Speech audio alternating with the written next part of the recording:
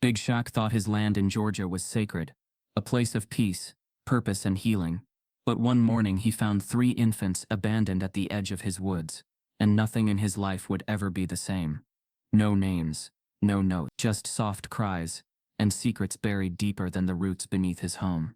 As Shaq digs for truth, he uncovers a system darker than he imagined, one that was never supposed to be found, and the question that haunts him isn't who left the babies, but why him? Because someone didn't just leave them behind. They delivered them to the one man they knew couldn't walk away. Before we deep dive into this interesting story, subscribe to our channel, and tell us where are you watching from. Share in the comments below. There are places in this world that hold stories in their silence, stories too deep to be spoken aloud, too tender to be disturbed by noise. Shaquille O'Neal's land in the heart of southern Georgia was one such place. His acres stretched beyond fences, beyond maps, into a space where the world seemed to breathe slower. It wasn't a mansion with glass walls and imported tile. It was a broad-shouldered farmhouse wrapped in oak trees and late afternoon light, with porch steps worn down by time and kindness. Here, Big Shaq, as the locals affectionately called him, lived more like a legend, returned home than a celebrity avoiding the spotlight. He had built it not just as a retreat, but as a second chance, for himself, for others. Where others saw land, Shaq saw soil, the kind that could grow things that hadn't been nurtured in years. Community, hope, memory. He had invested not in marble counters or champagne rooms, but in community gardens, youth centers, and a small music studio for underprivileged kids who had rhythm but no resources. Every morning, before the sun cracked its knuckles across the fields, he rose. No alarm, no rush, just him, the scent of dew on timber, and the distant hum of potential. He kept no staff. Just a groundskeeper who came by twice a week, and a housekeeper who only touched what he wouldn't. Most days, he did the work himself, cleaned the windows, repaired the gutters, fixed the wooden swings by the basketball court. Manual labor wasn't a punishment for him. It was a kind of prayer. This place was sacred, not because it was untouched, but because he had touched every part of it, with hands that had once broken backboards, but now mended splinters and soil. Shaq's mornings were his meditation. He'd lace his boots and walk the land slowly, tracing the tree lines where the forest thickened. The pines were tall and old, like they'd seen wars and still refused to speak of them. On this particular morning, a Tuesday, the light fell just right. The air held that southern stillness, the kind that coats your thoughts in honey and makes everything feel both timeless and on edge. He walked the eastern edge of the property, near the fence line where the grass grew too tall for comfort, but not enough to bother mowing. It started faint, not like a sound you hear but like one that enters your chest before your ears. A small, uneven whimper. He stopped. His first instinct was a hurt animal, maybe a fawn left too long by its mother. But then it came again. Higher pitched, fragile, human. Shaq's breath shortened, heart stepping into an unfamiliar rhythm. He followed the sound, cautious but compelled. As he stepped over a fallen tree limb and rounded the edge of a thicket, the sunlight broke through just enough to cast light on what lay there. 3. Not 1. Not 2. 3. Infants, swaddled in fabric that looked worn and pieced together, like someone had scavenged for scraps in desperation. One lay in a yellow blanket with stitched initials, RM. The second was bundled in denim and cotton layers, cheeks flushed and damp. The third, smallest of them all, had a faded hospital band still clinging to their wrist. No names, no notes, just 3 fragile humans, nestled together on the edge of the world, like a secret too heavy for anyone else to hold. Shaq didn't move for a full minute. The ground beneath him seemed to change, like he had stepped into someone else's memory. His heartbeat matched the wind. He blinked, unsure if it was real, but their cries, though weak, were rhythmic now, urgent, but alive. He stepped forward and dropped to one knee. His massive hands hovered above the babies like they were made of glass. He didn't speak.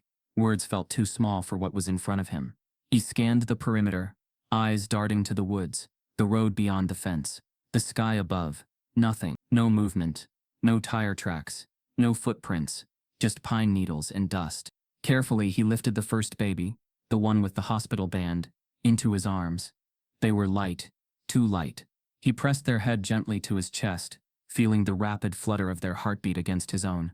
Then the second, then the third. He wrapped them close to his chest with his jacket, unsure of what to feel, what to fear, what to trust.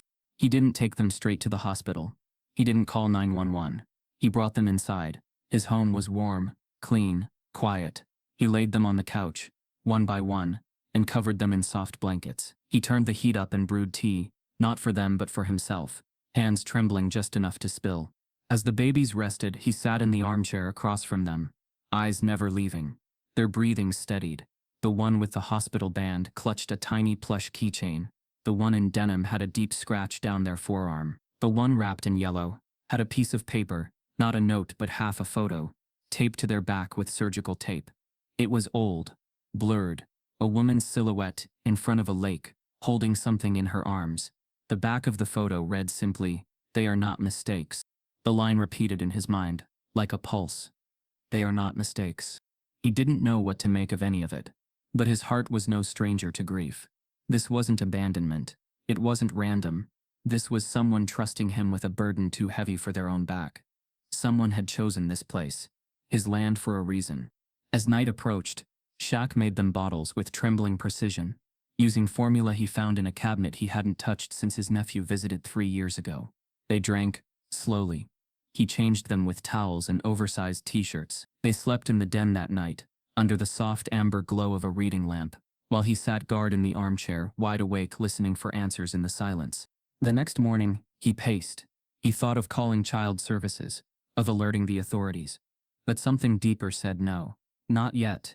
Not until he understood. Not until he knew. He started researching hospitals in the area. Adoption centers. Missing children's reports. But the names didn't match. The faces didn't appear. It was as if they had never existed. He contacted his mother, Lucille, under the guise of a general conversation. She had always told him, "When the world puts weight on your doorstep, it's because your back's strong enough to carry it." She didn't ask questions, but he could tell she knew. Something in her tone softened, like she could hear the heaviness in his silence. By the third day, the babies smiled. Not all at once, but in their own small ways. A coo, a half-laugh, a stretch. Shaq, who had known fame and fortune, who had stood on stages and heard the roar of crowds, found something holier in their silence than he ever had in applause. But beneath it all, a question gnawed. Why here? Why now? Who were they really? He started walking his land again, not just to breathe but to search. At the edge of the property near the old well that hadn't drawn water in years, he found something, a scrap of cloth wedged beneath a stone. It was part of a baby's bib, the kind you'd only find in a specialty store, embroidered with a soft gray dove. There was blood on it, dried, barely visible.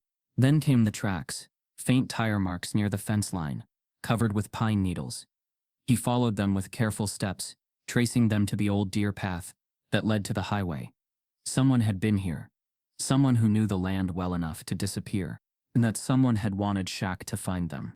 He returned to the house, gaze fixed on the sleeping infants. They didn't flinch. They didn't cry. They just breathed, as if they knew they were safe now. As if they trusted him more than he trusted himself. He didn't sleep that night. He stared out the window, listening to the trees whisper secrets only the wind could carry. He knew the storm hadn't come yet, but the air felt heavy, charged, waiting. Whatever this was, it wasn't over. It had only just begun. There's a kind of silence that follows discovery. Thick, pressing, not empty but full.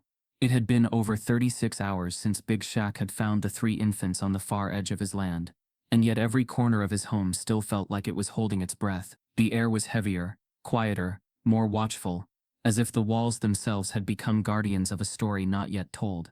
Shaq didn't move through the house the same way he used to.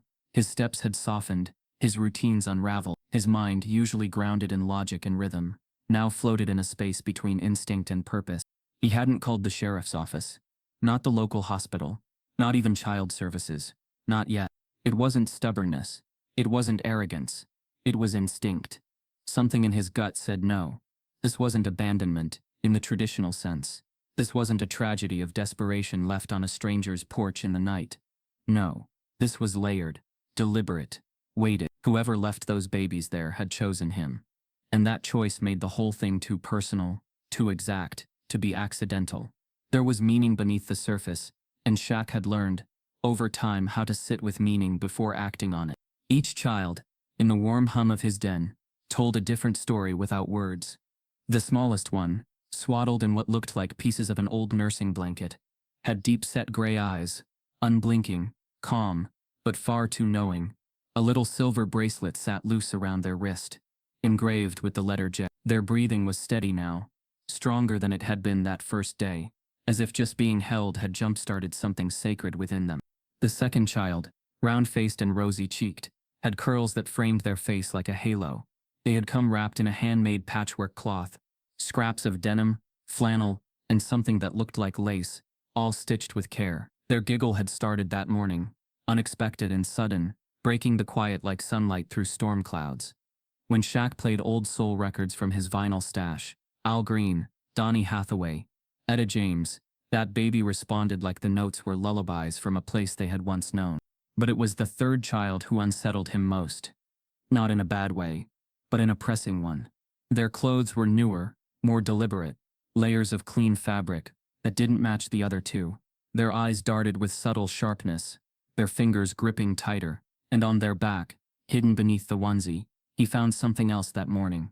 A barcode, faint, almost faded, but real, tattooed near the left shoulder blade in pale ink. A string of numbers that meant something to someone somewhere. Shaq didn't react immediately. He just sat back and exhaled. Whatever this was, it had just deepened. He carried the babies upstairs, one by one, cradling them in arms that had once held championship trophies, but now trembled at the weight of human fragility. He laid them in the spare room, where soft light streamed through linen curtains, and began to pace, his thoughts scattered across memory and instinct. He brewed coffee, but forgot to drink it.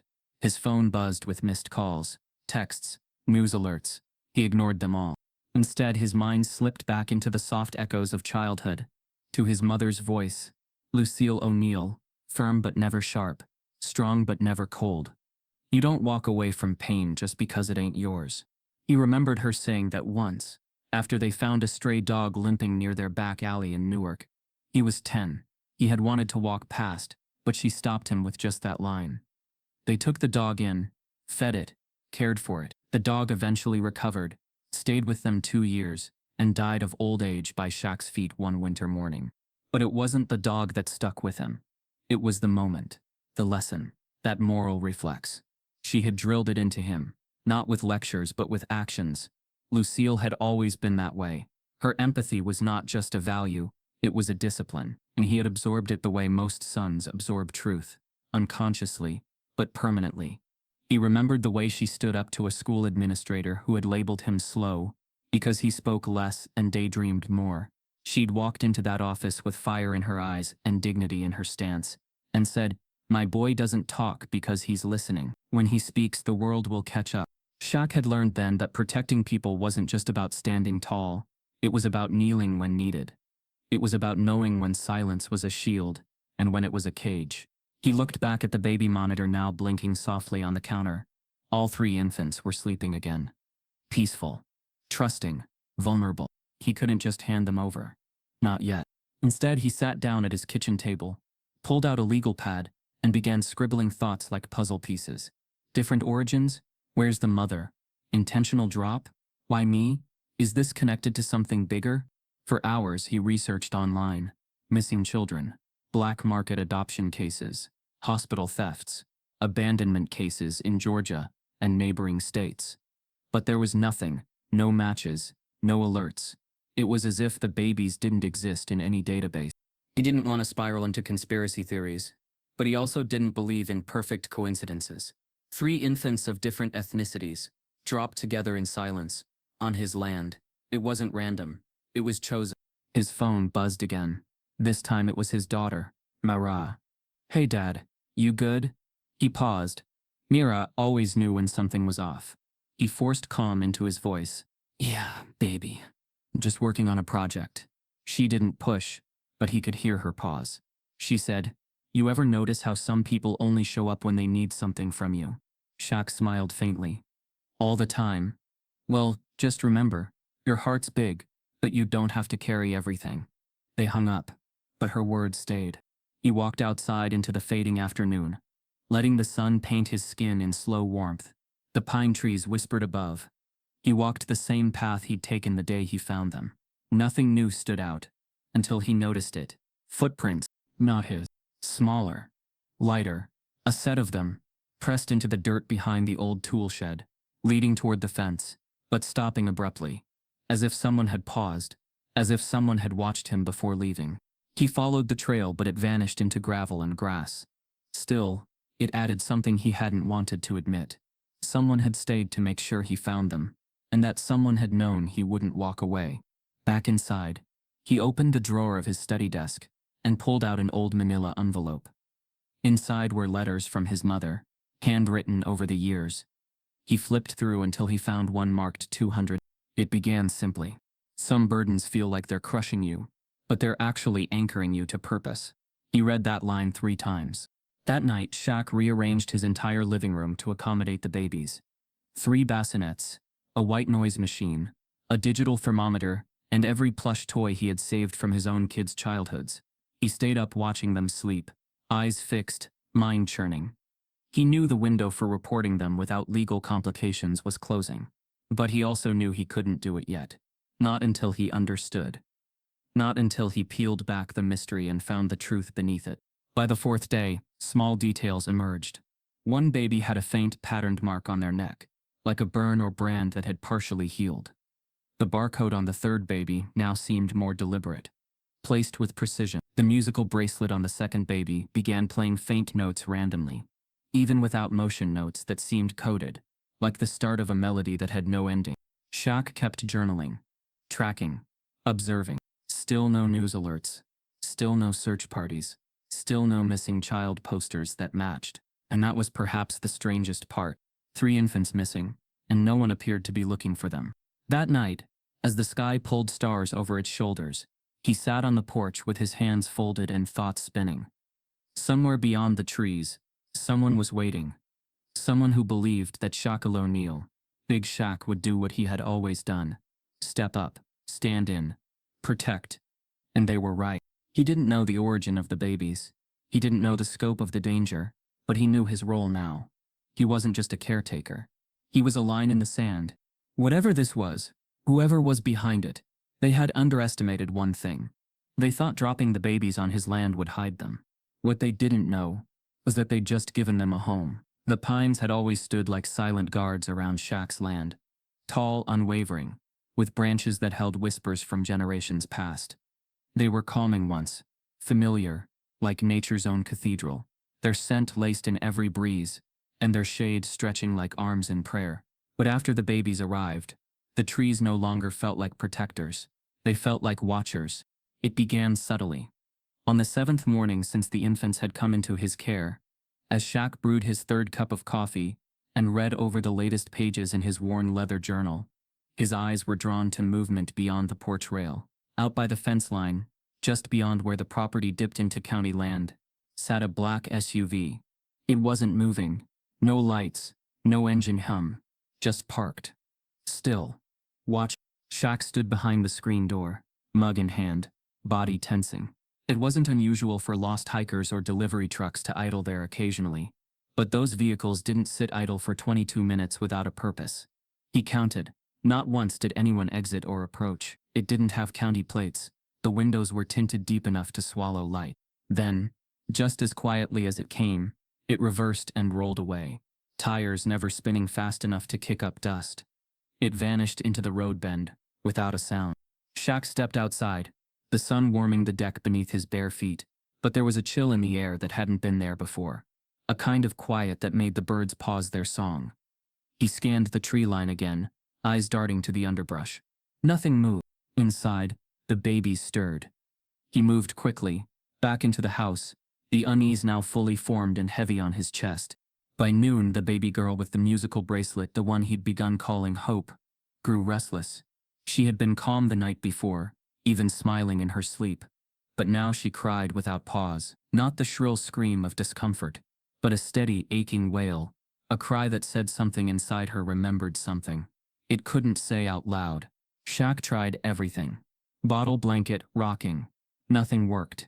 Then, almost without thinking, he turned the dial on his record player and played a scratchy old gospel vinyl, Mahalia Jackson's Trouble of the World. The moment the first notes filled the room, Hope stopped crying. Her tiny chest hiccuped once, and then she turned her head toward the speaker. Her eyes locked in, unblinking. Her hands unclenched. Shaq sat down slowly beside her, not sure whether to be amazed or unnerved. Coincidence? Maybe. But in a week that had already pulled him into a tangle of unanswered questions, Shaq didn't believe in coincidences anymore. That same record had been his mother's favorite. He hadn't played it in over a year. Yet this child, this infant from nowhere, had responded to it like it was her mother's voice coming through the vinyl. The next morning, he made a point of walking the perimeter, with a baby monitor clipped to his hip, and a soft wind teasing the leaves. He headed toward the area where the SUV had parked. Nothing out of the ordinary at first, just gravel, dry grass, and a patch of dandelions swaying in the ditch. But 20 feet into the woods, near the base of a broken pine, he saw something charred. He stepped closer. A scorched patch of soil, burnt pine needles, and tucked within the ashes, partially melted, bent out of shape. A piece of plastic. He knelt carefully and picked it up with a cloth from his pocket. It was a fragment of an ID badge, government issued, the kind worn by social workers, medical personnel, or agency field reps. The photograph was blackened. Only half a face remained. A woman, mid-30s, with what looked like a lanyard over her shoulder. The only clear text read, "Debut of human." Shaq stood slowly, eyes scanning the woods now, like a man searching not for a trail, but for intent. This wasn't debris. This wasn't litter. This was left. He walked back slowly, the plastic warm in his palm, despite the morning chill. As he stepped into the clearing near the old storm shelter, he stopped again. The pine trees here leaned strangely, as if something beneath the ground had shifted. A memory sparked. He hadn't visited the old storm hatch in years, since the first year he bought the land. Now the lock looked recently tampered with. The pad had rust, but the latch was scraped clean. New metal marks, as if someone had tried a tool against it recently. He didn't open it. Not yet. Instead, he returned to the house and called Clementine Ray. Clementine wasn't just a journalist.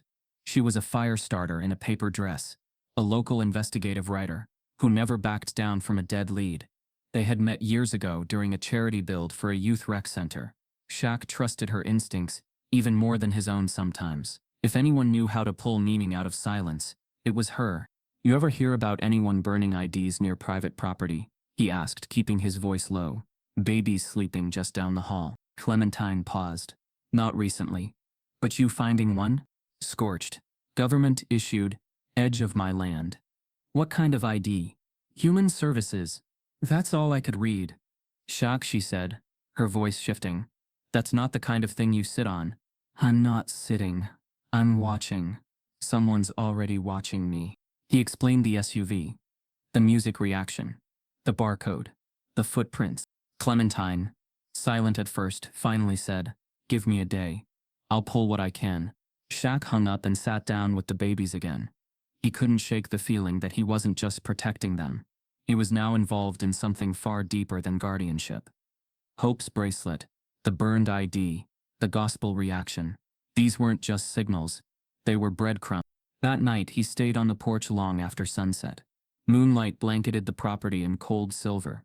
A fox darted near the tree line, and vanished. And then, there it was again. The SUV. Same position. Same stillness. No lights. But this time, Shaq walked toward it. Deliberate steps. Not aggressive. Not passive. Just steady. He moved within 20 yards. Hands out. Visible. The window cracked open slightly. Not enough to see a face, but just enough to let sound through. A voice came. Low. Measured. Female. "You weren't supposed to keep them." Shaq froze. The SUV pulled away, tires whispering against the gravel, and disappeared into the dark. He didn't sleep. At dawn, Clementine called. "I found something," she said. "You're not gonna like it. Try me." There was an underground network in the States 6 years ago. Black label adoption channels. Unregistered transfers of infants under the guise of protection. Most of it was buried. No public files. Whistleblowers went quiet, but there's a name that came up 3 times in different threads. Whose? Dr. Regan Wilder. Licensed child psychologist turned field agent for an unnamed branch of a private welfare consultancy. She went missing 4 years ago. Her last trace? A welfare check just outside your county. Shaq's breath caught. I think I found her ID. She might be dead, Clementine said. Or worse, she might be the one who brought the kids. Shaq hung up and walked back out to the storm shelter. This time, he opened it. The hinges creaked like they hadn't been moved in decades. The air inside was stale, but not untouched. Dust had been disturbed. Floor scuffed. And there, behind a collapsed shelf, he found it. A torn cloth bag, inside a second bracelet, nearly identical to Hope's, and a burnt envelope sealed with wax bearing the image of a serpent swallowing its tail. He didn't touch the envelope yet.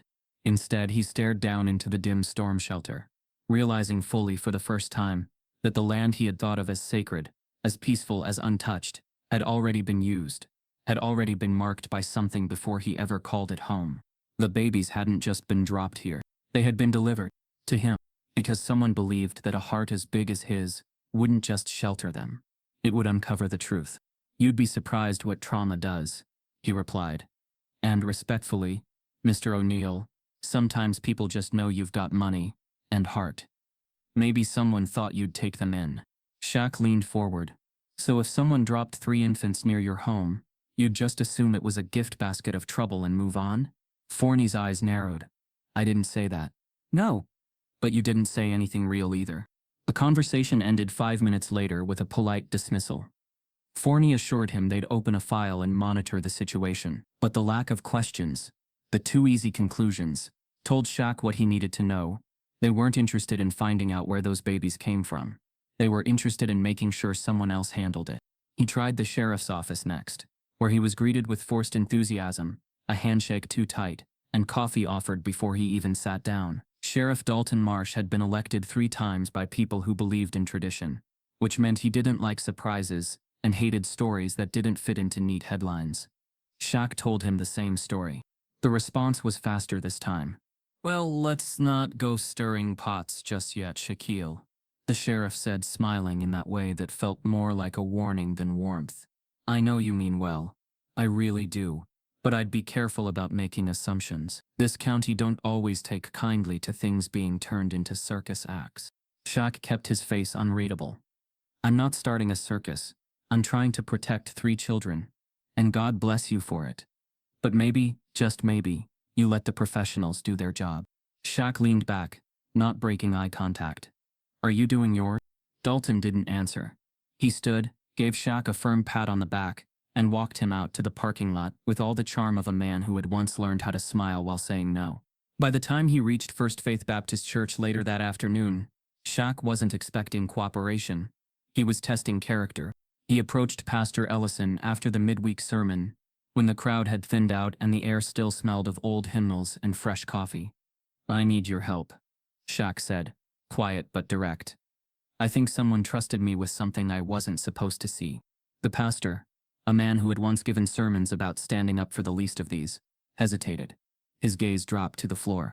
Brother Shaq, he said softly, sometimes it's best to let sleeping dogs lie. Shaq felt the words like cold water down his spine. Dogs don't sleep near crying babies, he replied, then turned and walked out before the man could finish whatever half-hearted scripture he would have tried to fold into that cowardice. That night, as he sat in the nursery, feeding Hope and listening to the crackle of the baby monitor, Clementine arrived. She didn't knock, just walked in like she had years ago, during a hurricane warning, when she brought blankets and refused to leave even after the sirens stopped. You were right, she said without ceremony, setting a file down on the kitchen counter. I dug deeper. The file was thin but heavy.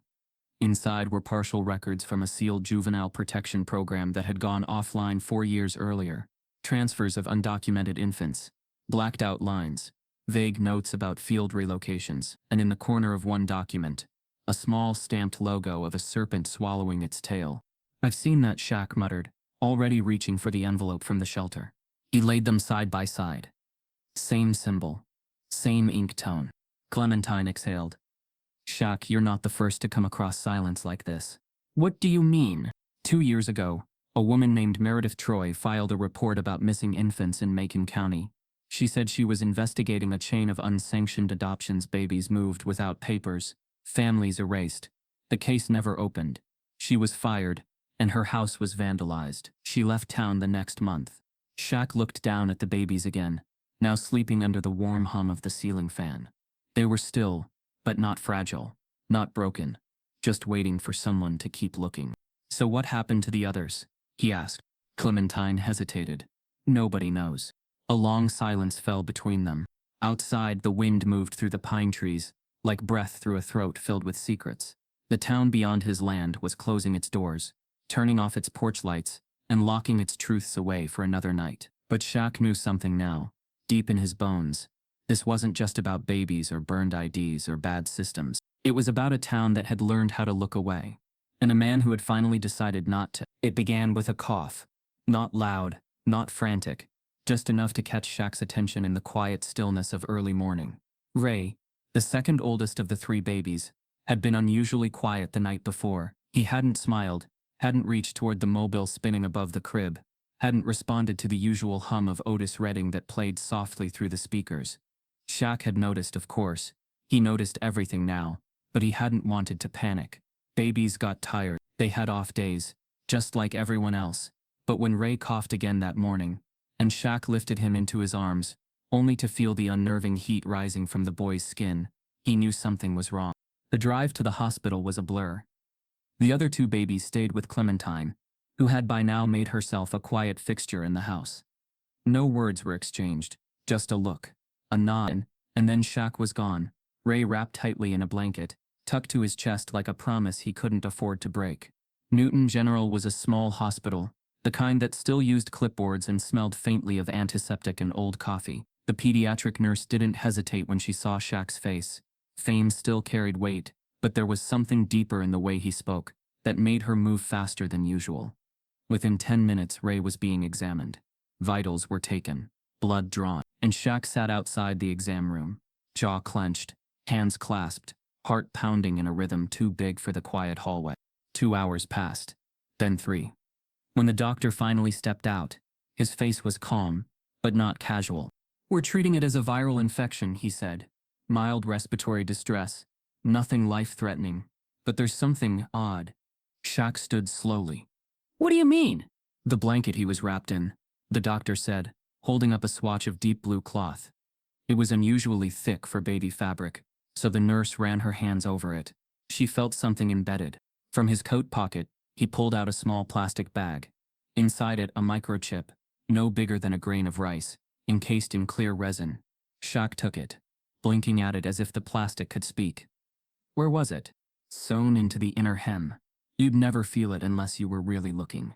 We don't think it was affecting his health, but you might want to have it analyzed. We already ran a basic scan. It's encrypted." Shaq didn't speak. He just nodded, tucked the chip into his palm, and turned toward the room where Ray now slept, IV dripping slow and steady beside him. The drive home was longer, not in distance but in weight. Every mile added something to the air. Dread, suspicion, a crawling realization that he hadn't just stumbled into someone else's secret. He was now holding pieces of it. Back at the house, Clementine was already on the porch waiting. Her eyes darted to the small plastic bag in Shaq's hand. "You got something?" she asked, stepping aside as he passed her. He held it up in the kitchen light. It was in Ray's blanket. Clementine's eyes sharpened. "Let me make a call." She knew a guy, a tech analyst who used to work for a cybersecurity contractor, until he got fired for refusing to erase whistleblower data. Now he freelanced, mostly off the books, mostly for journalists who knew where the real stories hid. By nightfall, the analyst, who only went by Vin, had the chip connected to a portable reader in Shaq's living room. The setup looked like something out of a Cold War spy novel. Wires, converters, an old laptop with 3 missing keys, and Vin's fingers moving like a magician's over the keyboard. Shaq paced. Clementine took notes. Then, after nearly an hour of silent typing, Vin sat back. "It's video," he said. "Encrypted but not destroyed. They didn't think anyone would find it." Shaq stepped forward. "How long?" "Just under 7 minutes. No audio. Security cam format. Time-stamped it." Vin tapped a key. The screen went black for a second, then flickered to life. It was footage from a security camera, fixed grainy, green-tinted. The image showed what looked like a corridor, dimly lit, with stainless steel walls. There were cribs lined up in 2 rows, metal, sterile like hospital beds, but smaller, each with a single white sheet. Overhead lights flickered. The floor was spotless, too clean. Then figures moved into frame. Two at first, both in lab coats, faces obscured by surgical masks and plastic goggles. They wheeled in a third cart, this one with 3 infants on it. Shaq leaned forward. One of them had a familiar patchwork blanket. Nova. The camera angle shifted, or perhaps the footage cut to a second feed. This room was smaller, more confined. One wall had a series of monitors. Another had what looked like biometric scanners. A technician appeared, tapped something into a console. A red light blinked twice. Then behind him, a door opened. And on that door, painted clearly, deliberately, was a circular emblem. A serpent, eating its tail. Clementine swore under her breath. Shaq's fists clenched, the veins in his arms taut. The footage didn't show abuse. No crying, no chaos. But that made it worse. The coldness of it, the machinery, the quiet compliance, the way the babies were handled like objects being processed, not lives being protected. When the video ended, Vin spoke softly. This wasn't a hospital. It's off-grid. Cameras are all internal. Whoever set this up knew what they were doing. Shaq sat down slowly, like gravity had doubled. Clementine reached for the mouse. There's metadata. Let me dig deeper. She clicked through frames, paused on one where a technician looked up directly into the camera. A name tag, partially visible, read, R. Wilder. Reagan Wilder, she whispered. That's the psychologist from the sealed file. She didn't vanish. She's in it. Shaq looked back at the screen. The children. The quiet. The unholy calm. This isn't child abandonment, he said finally, his voice low but sharp. It's manufacturing. Clementine turned toward him, pale but focused. It's systemic. Funded. Covered. We're talking black-level experiments, dressed up as welfare work. Shaq stood and walked to the window. The pines outside were still now, their branches hanging like arms too tired to lift. The land felt different, not violated, but altered, as if he could now see what had always been there, just beneath the soil. He turned back. We have to find that facility. We don't even know where it is yet, Clementine said. But it's recent.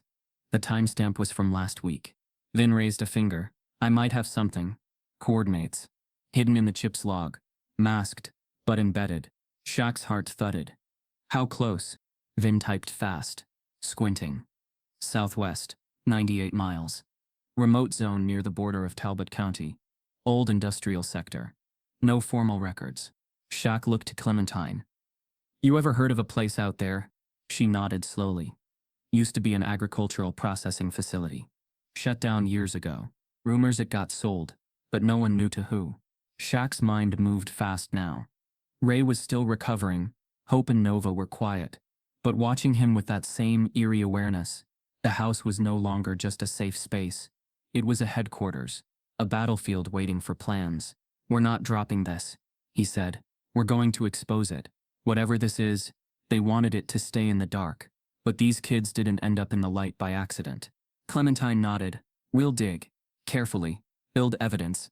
Leak what we can without tipping them off. Vin packed up, still shaking his head. You know what you're stepping into? Shaq didn't hesitate. Yeah, he said. And I've stepped into a lot worse with less to protect. Later that night, with all 3 babies asleep in the room beside him, Shaq sat by the fire, the screen still frozen on the image of the serpent symbol. He couldn't unsee it, couldn't unknow it. These children weren't left behind. They were rescued. And now whoever had built that facility would come looking to correct their mistake. But what they didn't count on, what they could never calculate, was that the man who found them had a heart that didn't know how to let go. And now that he'd seen the system for what it really was, he wasn't just holding babies.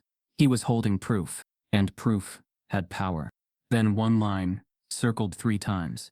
Shaq's place is clean. No one would look there. The flashlight dimmed slightly, batteries fading.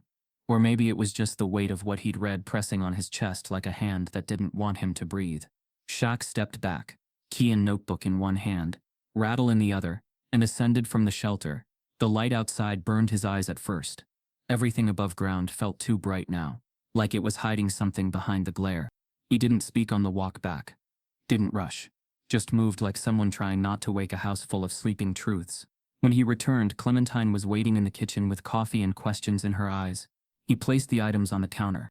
Found these in Emery's shelter, he said. Someone's been down there. She picked up the key first.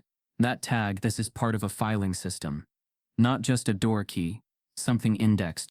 Batch 019, Shaq said. Same number from the files in the chip. Clementine opened her laptop and started typing. I've been digging into symbols, specifically the snake eating its tail. It's been linked to multiple organizations. But in this context, I think it connects to something called RO. Shaq raised an eyebrow. Like the symbol. Exactly. It was supposedly a private adoption agency operating under the radar about 5 years ago. Marketed as a last-chance placement firm. Kids that couldn't get adopted through normal channels. Infants born in undocumented facilities. Experimental custody cases. You're telling me someone branded their adoption agency like a cult?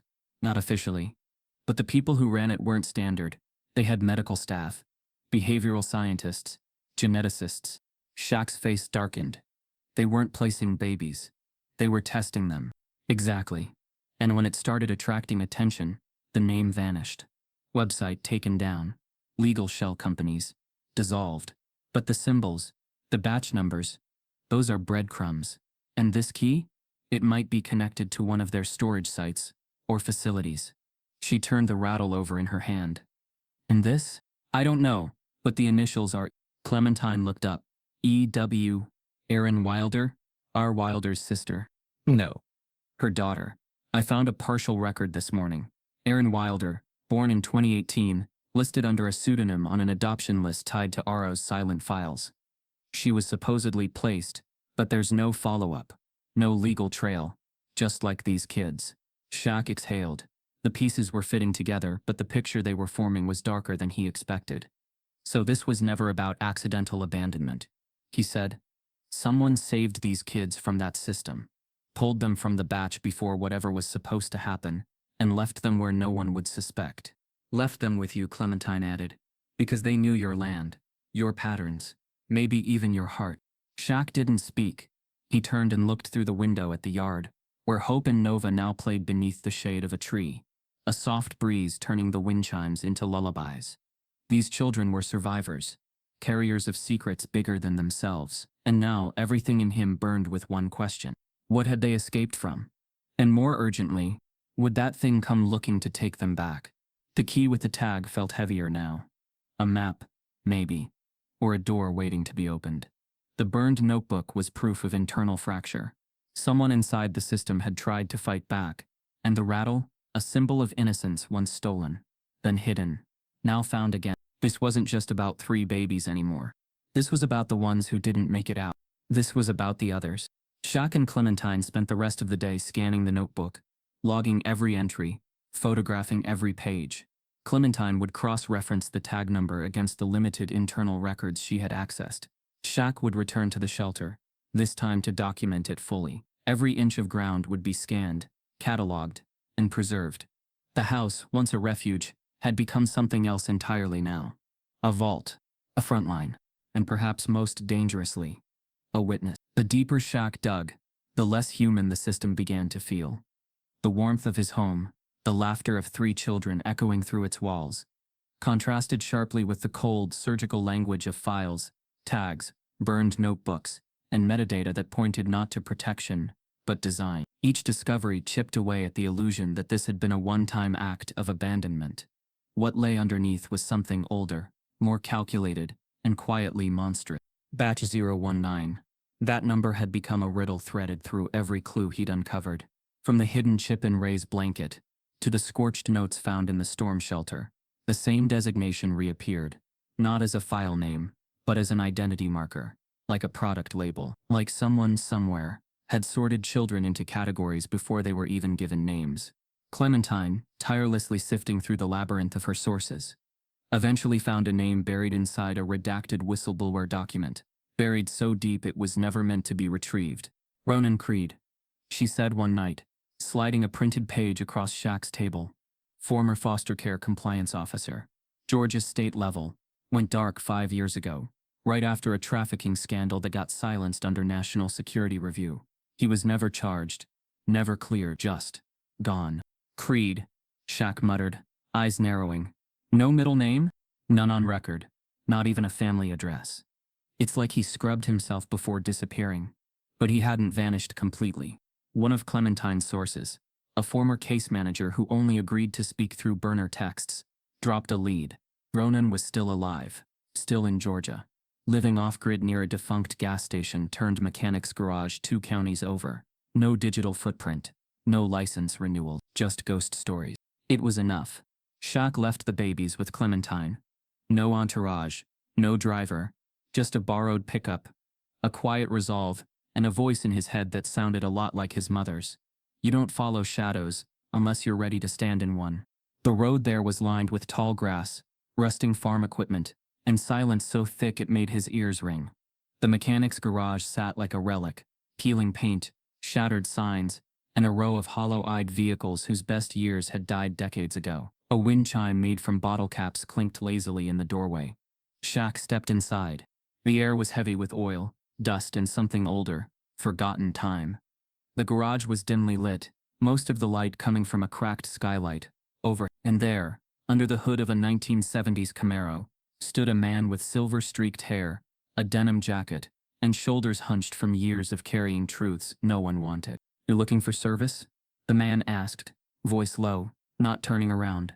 Shaq didn't answer at first. He stepped closer, slow, careful. "I'm looking for Ronan Creed." The man didn't flinch, just exhaled. "Don't know him," he said. Shaq stopped 3 feet away.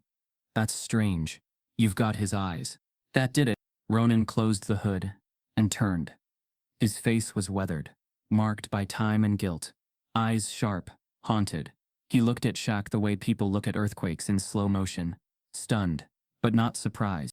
"You shouldn't be here," he said. "But I am." Ronan studied him. "You've got them, don't you?" "The babies." Shaq didn't blink.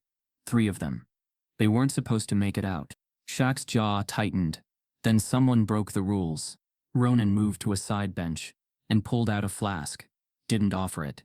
Didn't explain. Just drank, then wiped his mouth with the back of his hand.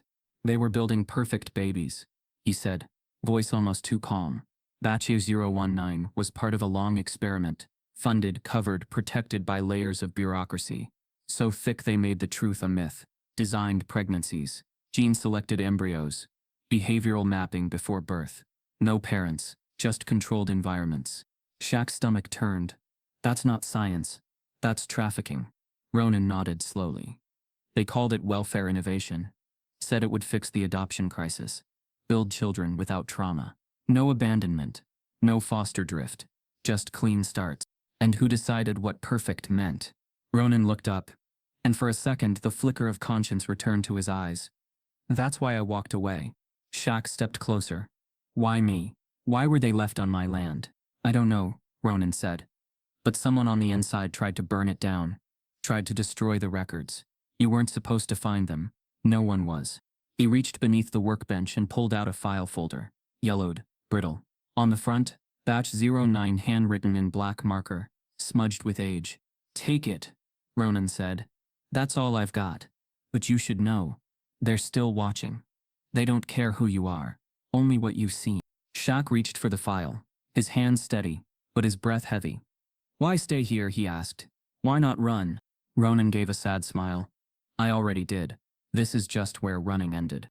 Before Shaq could ask more, a low rumble echoed outside, the sound of tires crunching gravel. Ronan's eyes shifted. Fear returned. "You have to go." Shaq opened the file just long enough to see photos, grainy surveillance images, infant records, internal memos from a lab marked Orphic facilities. Confidential, stamped with the Ouroboros symbol. One photo showed Nova, unmistakable, staring into the camera, like she'd already known it would end here. Ronan was already moving toward the back. "They'll come looking for the rest of it," he said. "I can't help you anymore." Then he vanished through a side door, swallowed by shadows. Shaq stepped back into the sunlight with the file under his arm and silence buzzing in his ears. The pickup was untouched. The road ahead was empty. But as he drove, every mile felt like a countdown. The file on the passenger seat pulsed like a ticking clock. It was more than evidence. It was truth, and truth like this never stayed buried without someone actively keeping it that way. Back home, Clementine was waiting on the porch. The babies were inside, asleep, unaware of the fire growing just outside their reach. Shaq handed her the file. "Creed's gone," he said. But he gave us the route. Clementine opened it slowly, eyes scanning the contents, breath catching. This is enough to start a war. Shaq shook his head. No. It's enough to stop one. That night, as the pines whispered and the wind carried secrets across the porch, Shaq stood at the edge of his land, no longer just a sanctuary, but a battleground. He held the weight of history in one hand, the memory of Ronan's broken eyes in the other, and somewhere beneath it all, the belief that love wasn't just something you felt, it was something you fought for. And the fight had only just begun. The folder sat on the kitchen table like it had a pulse, its brittle cover curled with heat, age, and consequence. Shaq hadn't opened it again since the garage, not because he was afraid of what it might contain, but because he knew once he crossed that line, nothing would stay the same. The air inside his house already felt different. The walls were listening. Even the wind through the trees outside seemed to carry warning. Clementine stood across from him, coffee in one hand, laptop open beside her. Her face had changed over the last few days. She wasn't just a reporter anymore. She was a believer, a soldier, someone who had seen too much to pretend the system was simply broken. It had been designed to fail the innocent. "You ready?" she asked. Shaq gave a single nod. She opened the file carefully, like she was unfolding someone's confession. Inside were 36 pages, some typed, some handwritten, photos paper-clipped to reports, names redacted but code references intact, everything labeled under a program name stamped across the top of each page. Project Eden. The name sounded righteous, clean, hopeful. But as the first decrypted page loaded on Clementine's laptop, the reality underneath was anything but. This wasn't just about placing kids, she said, scrolling through the decoded files. This was research. Illegal, unmonitored, privately funded studies wrapped in humanitarian language. Infants taken from undocumented births, abandoned hospitals, overseas surrogacy rings, all funneled through a shell network pretending to be an adoption service. She clicked on a diagram, gene markers, protein chains, temperament graphs. They were trying to build something. Shaq's voice was low. What kind of something? Children with enhanced neural response, accelerated adaptability, emotional resistance, basically programmable minds in organic bodies. No trauma, no ties, just potential. And these babies? He asked. She brought up a scanned intake sheet, the only one with full metadata still intact. It had a blurred image of a baby, maybe weeks old, swaddled in the same pattern as the blanket Ray had been wrapped in. The name field was blank, just a number. It matches the tag, she confirmed. These three, Hope, Ray, Nova, they're part of batch 009. According to this, that batch was aborted prematurely. It says extraction failed, loss of handler. Shaq leaned in. Handler? Rogue agent. Someone inside the program tried to take them out. Smuggled them off-grid. There's a mention of rural coordinates matching the region near your land. The note just says subject drop. Neutral site. Shaq's jaw clenched. That ID I found, the scorched one under the pine, could have been the handler. Clementine nodded. That's my guess. She didn't make it out, but she got them here. Shaq sank into the chair beside her, eyes drifting toward the hallway where the kids were napping. He remembered the way Nova had stared into the camera lens in the footage, like she understood it was watching her. He remembered Hope's visceral reaction to gospel music, Ray's quiet sensitivity to heat, motion, light. None of it was random. These weren't rescues, he said quietly. These were recoveries.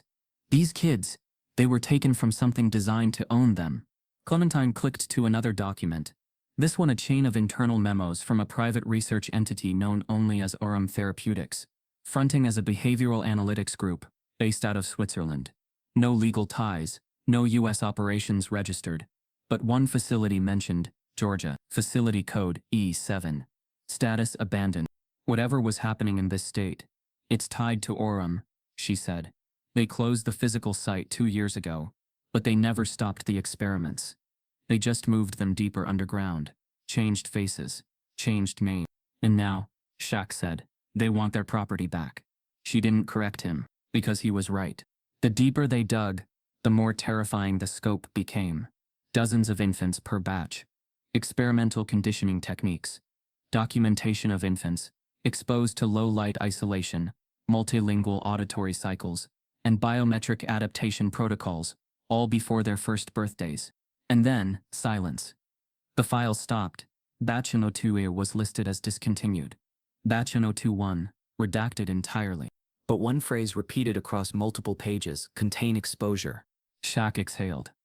This isn't just about retrieving the kids. It's about erasing what they did. And who they did it to, Clementine added. They paused. The weight between them was no longer just informational. It was moral. It was personal.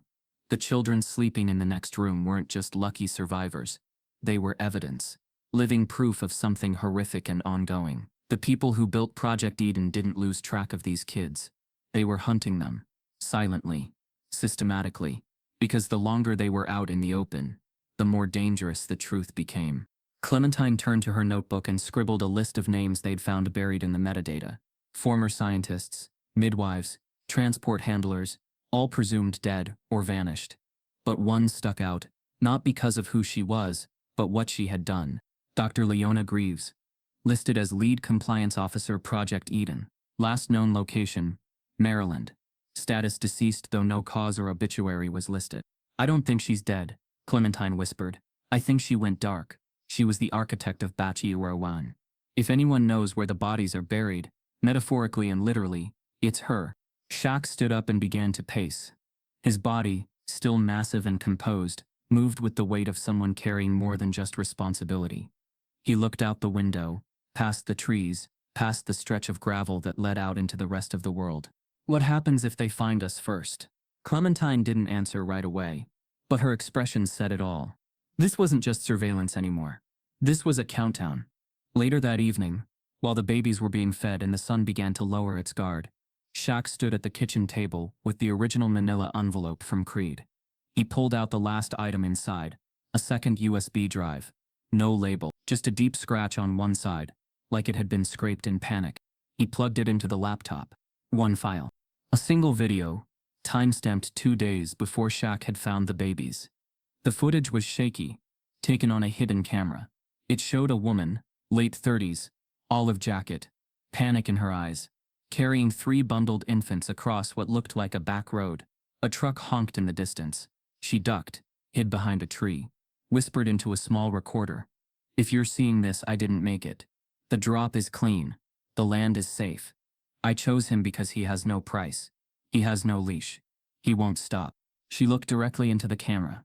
Shaquille, please protect them. Batch 019 wasn't the end. They're starting again.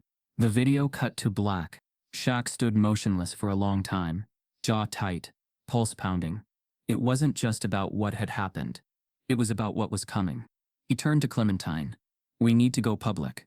Start leaking pieces of this. Enough to scare them into the open. She nodded slowly. We can't dump it all at once. But if we breadcrumb the story, we control the narrative. Shaq's eyes drifted toward the nursery, where Nova stirred in her crib, eyes wide even in half sleep. He could feel the gravity of her stare, as if she understood the stakes better than either of them. They're not just kids, he said. They're the future someone tried to patent. That night, Shaq sat by the window, watching the pines bend in the wind. Every shadow on the road made his heart beat harder. Every passing car made him hold his breath, but fear had no place in him now. Only They hadn't just found the children.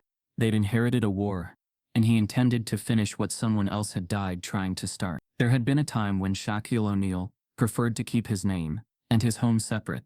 The land in Georgia wasn't for headlines. It was for peace. It was where he found quiet in a world that always wanted more from him. More jokes, more games, more spotlight. But now, the spotlight was no longer a luxury or a burden. It was a weapon, and for the first time in years, he was ready to aim it. The folder from Ronan Creed, the video from the rogue agent, the decrypted documents linking a global experiment to 3 infants in his care. It was all evidence, but evidence meant nothing without a voice to carry it. And Shaq, in every arena of his life, had been a voice people listened to. Not just because of his height, his history, or the legacy that followed him, but because when he meant something, people felt it. He reached out to an old friend first, someone from his broadcasting days, who now ran a digital media platform known for exposing government-level corruption. Shaq didn't give names, didn't send files, not yet. He just said, I've got something you need to hear, and it's not about me, it's about kids. That conversation led to another. Then another. And within a week, Shaq had a 30-minute special scheduled on national television. Prime time. Clementine worked through the nights preparing documentation, converting redacted files into digestible infographics, creating a timeline of events without revealing the children's identities. It wasn't just about making noise. It was about telling the truth in a way the public could feel. The morning of the interview, Shaq sat in his truck outside the small TV studio outside Atlanta, watching the sun rise with a different kind of intensity. His palms were warm, his chest heavy. It wasn't stage fright. It was something deeper. He had carried basketball games, franchises, even cities, but this was a different weight. Inside the studio, lights were set, cameras tested. The interviewer, Charmaine Gates, a seasoned journalist known for holding her ground, met him with a firm handshake and a look that said, "Don't waste this moment." The interview began with warmth. Childhood, career highlights, the usual. But 10 minutes in, Shaq shifted. "I want to talk about something more important than basketball," he said. "I want to talk about something no one is ready to hear, but they need to." He spoke carefully. No names, no specific locations. But the emotion behind every word was unmistakable. He talked about finding 3 infants on his land. No notes, no trail, no answer. He talked about surveillance footage, encrypted files, and a system that had been built, not to protect children but to design them. He didn't cry, but he didn't hold back either. These kids weren't abandoned, he said. They were saved by someone inside a machine that was trying to turn babies into products. "I didn't ask to be part of this story. But when a life shows up on your doorstep, when 3 lives show up, you don't walk away. You don't stay silent." The segment aired that night. By morning, the story had gone viral. Hashtags flooded social media. Celebrities spoke out. Parents wept in comments. People didn't just react, they rallied. Because the story wasn't just about Shaq. It wasn't even just about the babies. It was about truth. The kind people feared, but couldn't look away from once it surfaced. Donations poured in. Not just money, resources, food, diapers, security cameras, legal aid. And then came the lawyers. A team of civil rights attorneys from D.C. offered pro bono representation for the children. A cyber activist collective volunteered to track the private data trails of Project Eden's corporate arms. A retired federal judge reached out privately and said, "I believe you, and I'll help bury whoever did this." Whistleblowers began contacting Clementine through encrypted emails. One had been a data analyst for Aurum Therapeutics. Another was a pediatric nurse who had seen unregistered infants come and go without birth certificates. They spoke of government contracts masked as research grants, of mobile labs disguised as neonatal units, of cover-ups so tight, even law enforcement wouldn't touch them. The town at first resisted. The local paper ran a skeptical op-ed. Conspiracy or coincidence? The sheriff's department issued a vague statement about ongoing investigations and media exaggeration. Church leaders urged calm reflection. But the footage, the documents, Shaq's unwavering presence on screen, it cracked something open. And then, something shifted. At the next county board meeting, 20 residents stood up and demanded an independent inquiry. A group of high school students organized a vigil. A local business offered to sponsor childcare for any family coming forward with suspicions or past encounters related to off-the-books adoptions. Shaq didn't lead the protests. He didn't have to. His words had become movement. His home, once hidden behind the trees, now stood as a symbol, a place where truth had taken root. But as the attention grew, so did the risk. 2 days after the interview aired, a drone was spotted hovering near the edge of his property. It didn't cross the fence line, but it lingered long enough for Clementine to capture its serial number. Within hours, Vin, the tech analyst, traced it back to a private security firm contracted by a shell company tied to Aurum. That same night, the lights on Shaq's back porch flickered out for 13 minutes. When they returned, a note had been pinned to the base of the gate. "You've said enough." Shaq didn't flinch. He added 2 more floodlights, installed motion sensors, hired a retired Navy security consultant, who now slept in the guest house. He didn't run. He prepared. The community followed suit. A local news station set up a temporary satellite desk in town. National publications sent reporters. An investigative podcast launched a series titled Batch 019, The Children They Couldn't Control. But not everyone stood on his side. One morning, Shaq returned from a grocery run to find a dead crow nailed to his fence post. No note. Just the bird, splayed open, wings wide, nailed with 2 rusted nails. Clementine saw it first. "They're escalating," she said. Shaq looked at the bird, then at the trees, then back at the land that had become his battleground. "Let him," he replied. "They think this is about scaring me, but I've stood on bigger stages in front of angrier crowds, and none of them were coming for children." Behind the house, Nova took her first steps. Ray began stringing together sounds that weren't quite words, but weren't just noise either. Hope, always watching, started humming the same gospel melody she had first calmed to. They were growing, healing, becoming. And the world that tried to erase them was watching too. The public had seen the fire, but Shaq knew, the people behind Project Eden weren't just afraid of exposure. They were afraid of the children surviving, because survival meant memory, and memory meant someone had to answer. The house was quiet, too quiet. The kind of stillness that felt planned, like the world was holding its breath just before something fell apart. It was just after 2:11 a.m., and Shaq had woken without reason. No sound, no movement, just a gnawing sensation in his chest. A tension that didn't come from nightmares, but from instinct. The kind that mothers feel before a child cries. The kind that warriors feel before a trap snaps shut. He pulled on his sweatshirt and walked the familiar route from his bedroom to the nursery, expecting to find 3 peaceful shapes under warm blankets. Instead, the room was empty. Not messy, not ransacked, just empty. 3 cribs, all clean, all made. No babies. For a second, time stuttered. The oxygen left the room.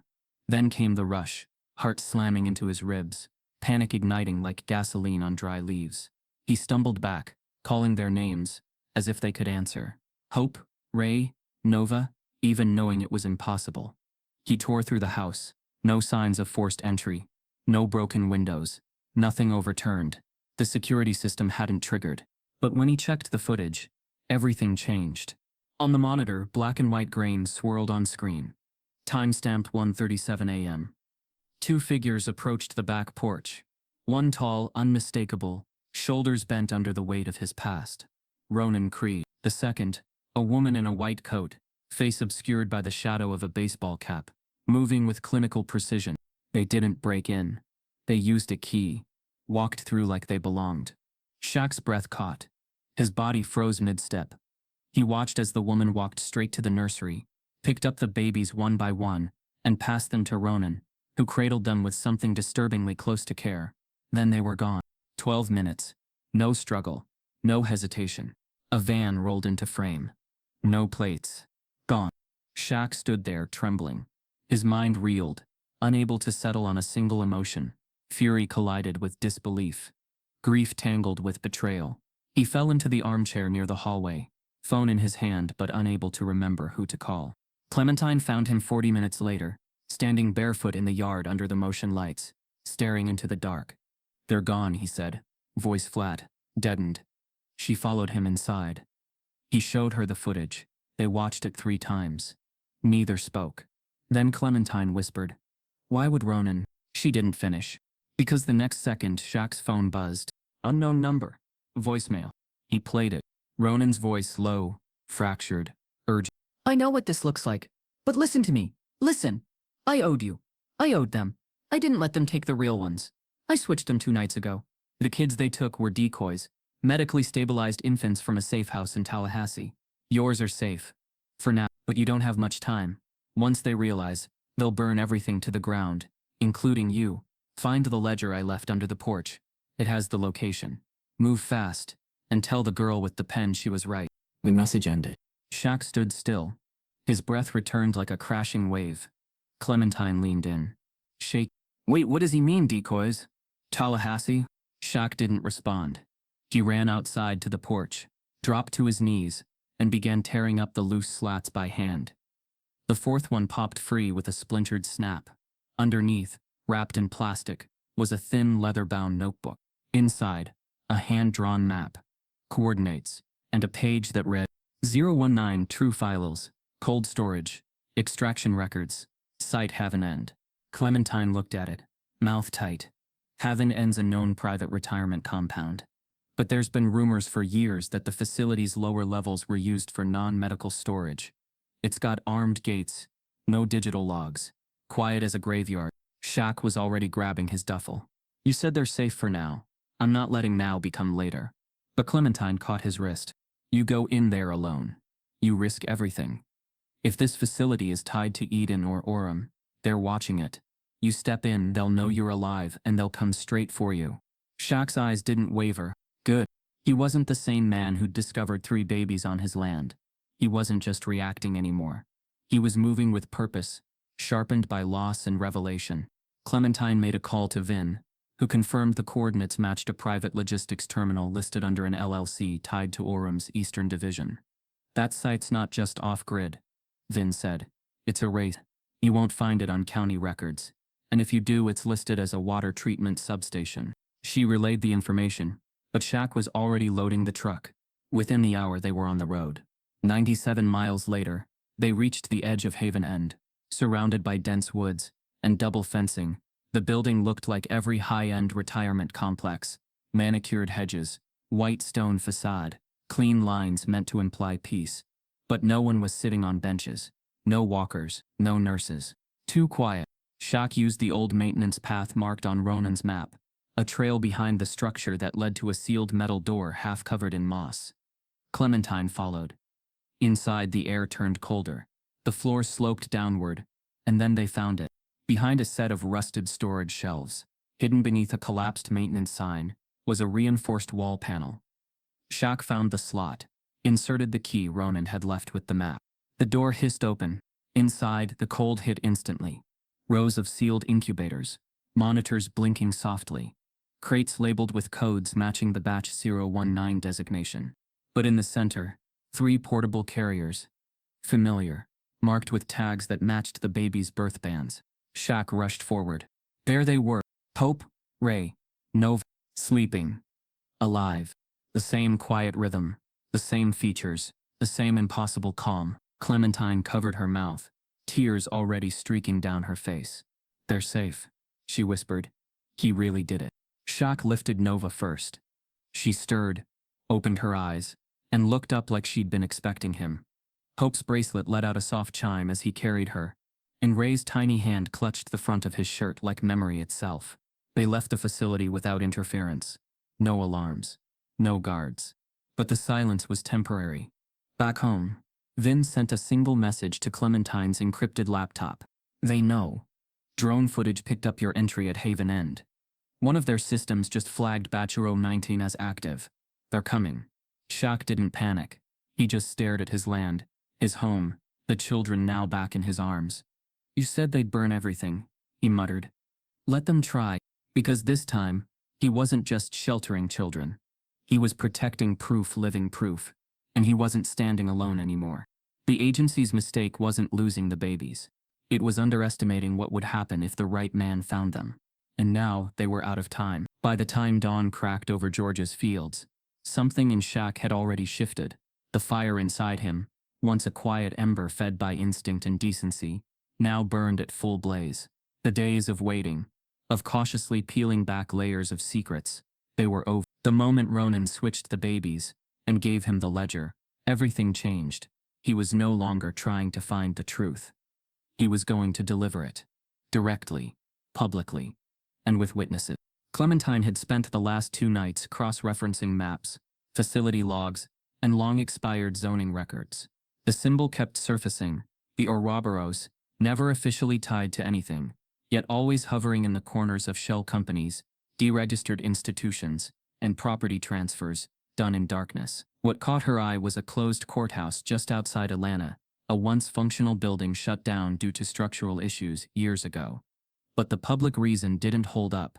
No demolition permit was ever filed, no rebuild, no sale, and strangest of all, the property taxes were still being paid by a firm called Obrix Holdings, one of Orem's buried aliases. Clementine showed Shaq the papers over a silent breakfast, the children playing softly in the room nearby. This is it, she said. I'd bet every source I have. The original facility wasn't some lab out in the woods. It was hidden beneath a place built for justice. Shaq's jaw clenched. The symbolism was thick and cruel, using a courthouse, a place where people begged for fairness, as a shell for a system built on erasure and manipulation. But this time, he wasn't going alone. Instead of forming a plan in shadows, Shaq made a list. Journalists, lawyers, investigators, whistleblowers, and 3 nonprofit watchdog groups who had reached out after his televised story broke. He sent each of them a package. Inside, a USB loaded with the declassified documents, clips of the footage recovered from the surveillance chip, scanned files from the Batch 09 folder, and a simple handwritten note. "We don't raid shadows. We light them up." He included a location, date, and time. 48 hours later, on a humid Saturday morning, they came. Journalists with GoPros, law students with notebooks, activists in vans, retired federal agents, podcasters, cameramen, EMTs, all gathering in the lot outside a building that hadn't seen a visitor in 5 years. And Shaq stood at the center of it all. Not with a bullhorn, not with a speech, but with a key. The courthouse was still structurally intact. The main doors creaked, but opened. The interior was covered in dust, files shredded long ago, chairs overturned, all staged, Clementine said, to make it look abandoned. But the moment Shaq led them behind the judge's bench, through a door disguised as a storage closet, the room changed. A service elevator waited. Dead. Rusted. But beneath it, a staircase. It descended into stone. They went down as a group. Flashlights on, camera shutters clicking. No one speaking. What they found beneath was something no one could have prepared for. The basement was massive. Reinforced steel corridors, climate-controlled rooms, data servers still humming, cryo-storage units, mostly empty, and a wall lined with file cabinets sealed shut with fingerprint locks. Some had already been pried open. Inside were medical reports, developmental charts, genetic modeling documents, and placement manifests, names replaced with code tags. Hope, Ray, Nova, Batch 019 was there. Their documents, their blood scans, even photos staged, clinical, all time-stamped. Shaq turned away for a moment, his fists trembling. Clementine opened one folder, labeled Buyer Roundtable, March 2019. It listed 3 global organizations and 8 private citizens, all investors, all linked to biotech firms or behavioral conditioning programs. And beneath that, a list of accepted offers for 019 infants. No names, just prices. The numbers made even the most seasoned journalists in the room step back. 1 child. $1 million. Tagged as confirmed acquisition, intellectual property transfer complete. The air turned electric with rage. But still, no violence, no outbursts. Just hands scribbling notes, cameras recording, and hearts breaking in real time. Word traveled fast. News stations picked up live streams. Online feeds exploded. Hashtags surged. Needham files, Batch 019, Ouroboros exposed. Public fury spread like wildfire, not just because of the crime, but because of the clarity. This wasn't hearsay. This was proof. Cold, organized, hidden beneath the foundation of justice itself. In Washington, congressional aides began drafting emergency hearings. In Georgia, the governor issued a press release vowing an immediate investigation into all related programs and entities. And across the country, terrified executives began stepping down from boards and deleting emails. The agency began to collapse within 72 hours. Orem Therapeutics dissolved under pressure, its leadership scattering. Whistleblowers poured out like rain. Accountants, drivers, assistants, each with their piece of the puzzle, adding faces, names, memos. It was the biggest child exploitation scandal since the foster system overhaul in the 90s. But not everyone was found. The top tier, the financiers, the architects, the policymakers who enabled it, vanished. Their assets were frozen, their names scrubbed from digital spaces, before law enforcement could trace them. They had prepared for exposure. They had fallback plans, all except one. Clementine received an unmarked envelope 3 days later. No return address. Inside, a photo of Dr. Leona Greaves. Not grainy, not old, recent, candid. Her sitting at a cafe in Luxembourg, and scrawled across the back in sharp black ink. 1 down. Keep digging. Clementine brought it straight to Shaq. They stared at it for a long time. She was the architect of Batch 19. Clementine said, but she's not hiding. That photo wasn't a threat. It was a breadcrumb. Shaq nodded. She wants to be found. Or at least seen. Maybe she thinks she can't be touched. We'll see about that. Despite the exposure, despite the headlines, and the lawsuits, and the interviews, Shaq refused to leave Georgia. He stayed grounded, kept the babies close, protected and thriving. Nova took her first step outside. Ray started humming along to Clementine's voice when she read to him. Hope, ever alert, had started repeating one word softly, over and over. Home. They weren't just surviving. They were becoming. Becoming children again. Becoming whole. The land that once held only peace and privacy had now become something bigger. A symbol. A starting point. The place where silence broke. Where a house with too many keys finally unlocked something the world had tried to bury. And Shaq? He didn't want praise. Didn't need credit. He only wanted this. That no other child would have to be hidden in the shadows to be safe. That no other man would have to carry a war into his living room just to protect what was already his. The fire beneath the courthouse had roared. Burned. Exposed everything built on rot. And now, all that remained was justice. And yet beneath the peace, the shadows never fully left. There were still unanswered questions. Missing names. Power players still in hiding. Dr. Leona Greaves had not resurfaced since the photo. The agency's deeper networks were still being unwound. But even that work had begun to slow. Bureaucracy gripping the brakes the moment headlines faded. Clementine wanted to push harder. She wanted to go back into the tunnels. Chase new leaks. Force the story's next chapter. But Shaq didn't. He wasn't done fighting, but he knew this part of the battle belonged to others now. He had held the door open long enough for the world to look inside. It was time someone else walked through. His job was here. One morning, as the sun broke over the treetops and turned the porch gold, Harmony crawled into his lap while he read. She pressed her ear to his chest like she was listening for something. Then she said softly, "Dad." Shaq froze. She said it again. "Dad." And just like that, the last piece of the old world cracked and fell away. He carried her outside, her curls tangled in his shirt, and stood beneath the oldest pine on the property. The same one where he'd first seen the woman in the white coat disappear into the shadows. He looked up now, unafraid. "They're not coming back," he whispered. "And if they do, they won't find what they lost. They'll find what they couldn't kill." Justice toddled toward them in his tiny shoes, holding a plastic football and calling his sister to chase him. Creed sat nearby in the dirt, examining a beetle like it held the secrets of the earth. In Shaq he stood still, watching, guarding, loving. That evening, after the kids were asleep, Clementine sat beside him on the porch. "You think it's over?" she asked. Shaq didn't answer right away.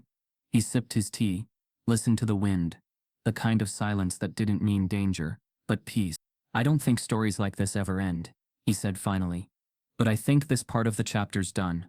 "You ever regret it?" she asked. "Not walking away when you found them?" He shook his head slow. "No," she smiled. "Because you saved them." But Shaq looked at her then, and his eyes, even in the dim porch light, held something deeper than certainty. They held truth. "I didn't save them," he said. "They saved me. I just listened when the world told me not to." Some stories shake you. Others awaken something that never sleeps again. If this one moved you, don't scroll past it. Share it. Talk about it. Because silence didn't save those babies. Action did. And the next child might be waiting on your edge of the woods.